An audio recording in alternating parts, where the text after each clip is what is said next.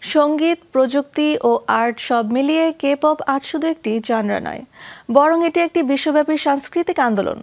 আর এই সপ্তাহের আপডেট বলছে এই আন্দোলনের গতি এখনও অবিচলভাবে ঊর্ধ্বমুখী। বিটিএস লিডার RM এর অনন্য আর্ট এক্সিবিশন, TXT এর ভার্চুয়াল রিয়েলিটি কনসার্ট আর একগুচ্ছ জনপ্রিয় গার্ল গ্রুপের প্রতীক্ষিত কামব্যাক খবর জেনে নেব প্রতিবেদন থেকে। কোরিয়ান পপ কালচারে নতুন দিগন্ত উন্মোচনকারী ব্যান্ড BTS এর লিডার RM এবার মিউজিকের সীমা ছাড়িয়ে প্রবেশ করছেন সমসাময়িক শিল্প জগতে।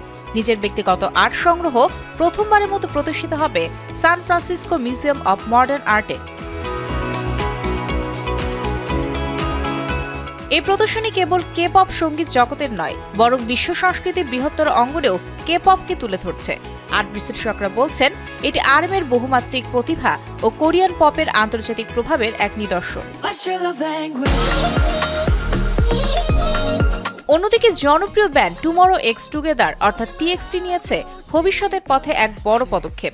চালু করেছে প্রথম পূর্ণাঙ্গ ভার্চুয়াল রিয়েলিটি কনসার্ট, যার নাম heart attack.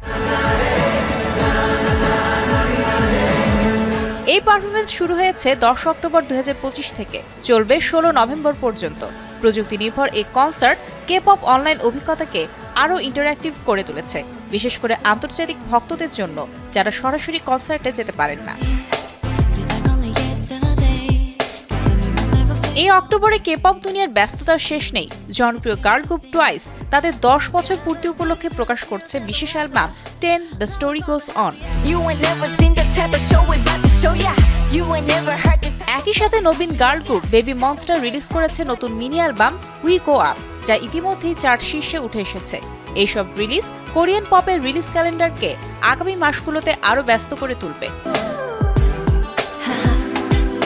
Mario Sen, showbiz tonight.